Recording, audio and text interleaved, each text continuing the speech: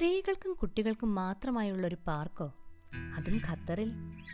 അതെ, അൽഖോറിലുള്ള അൽഖോർമ ബീച്ച് ഗാർഡനെ കുറിച്ചുള്ള ഒരു കുട്ടി എപ്പിസോഡാണ് ഇന്നത്തേത്.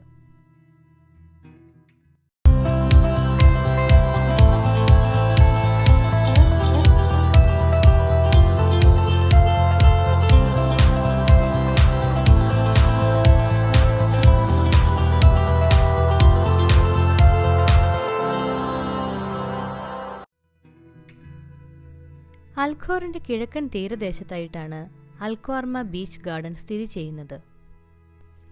അൽഖോർ മുനിസിപ്പാലിറ്റിയും അൽതാക്കിറ മുനിസിപ്പാലിറ്റിയും ഒരുമിച്ച് ചേർന്ന് നിർമ്മിച്ച ഒരു പ്രൊജക്റ്റാണ് ഇത്.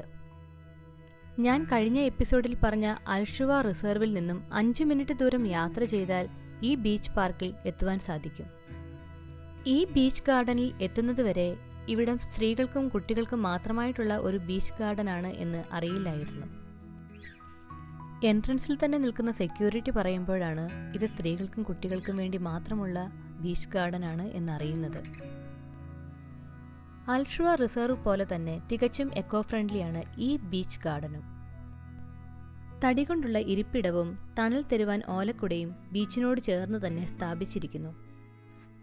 ബീച്ചിന്റെ വലതുവശം കണ്ടൽ കാടുകളാൽ നിറഞ്ഞിരിക്കുന്നു. ബാർബിക്യൂ, പെറ്റ്സ്, സൈക്ലിംഗ് എന്നിവയൊന്നും തന്നെ അനുവദിക്കില്ല എന്ന് കയറുന്നിടത്ത് തന്നെ എഴുതി വെച്ചിട്ടുണ്ട്. അതുകൊണ്ട് തന്നെ ഈ ബീച്ച് ഗാർഡന്റെ ഭംഗി ഒട്ടും തന്നെ ചോർന്നു പോയിട്ടില്ല. 2018 അവസാനത്തോടു കൂടിയാണ് ഈ ബീച്ച് ഗാർഡൻ തുടങ്ങിയത്. ഏകദേശം 8000 സ്ക്വയർ മീറ്റർ വിസ്താരമുള്ള ഈ ബീച്ചിൽ 4000 മീറ്റർ പച്ചപ്പും 3000-ലധികം മീറ്റർ ക്ലീൻ ബീച്ചുമാണ്. കടലിന്റെ ഒരറ്റത്ത് തടികൊണ്ട് നിർമ്മിച്ച വലിയ 2-3 നൗകകൾ കിടക്കുന്നു.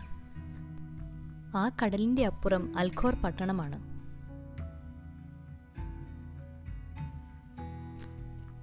ഈ കാണുന്ന കണ്ടൽ കാടുകൾ പർപ്പിൾ ഐലൻഡിന്റെ ഓർമ്മയാണ് എന്നിൽ ജനിപ്പിക്കുന്നത്.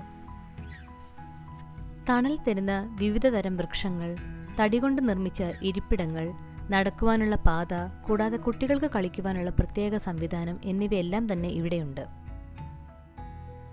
തടികൊണ്ട് നിർമ്മിച്ച ചെറിയ പാലവും ഈ ഗാർഡന്റെ ഭംഗി കൂട്ടുവാൻ ഒരു വിധത്തിൽ സഹായിക്കുന്നുണ്ട്. ഇവിടേക്കുള്ള പ്രവേശനം തികച്ചും സൗജന്യമാണ്.